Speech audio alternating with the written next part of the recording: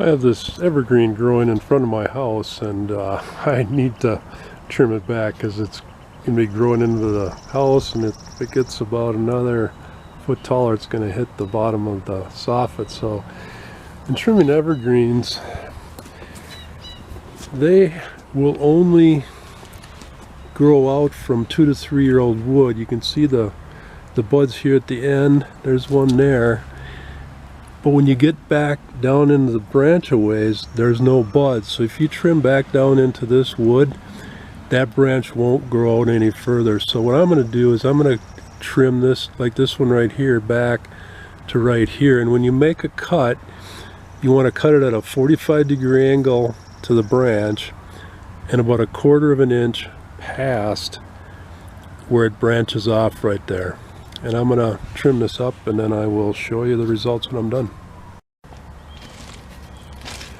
The best type of pruning tool is one is called the scissors type, or I think they call them a bypass, where this blade goes by this one. There are anvil style where this blade, the cutting blade, comes down and it hits right into this other blade.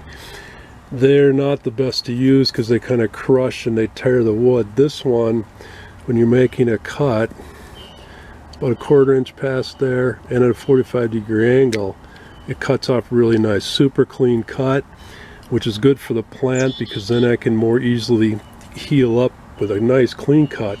If it's smashed and torn, it creates a bigger wound and it's harder for the plant to heal back up. And there, I'm done pruning. Pruning is part art, part science. Science is the part of the best way to cut for the cleanest cut, where to cut, and the art is like, okay, what do you like, or what makes the tree or the plant look the best. But thanks for watching. Please subscribe, like this video, share it, and make a comment below. Thanks for watching. Goodbye.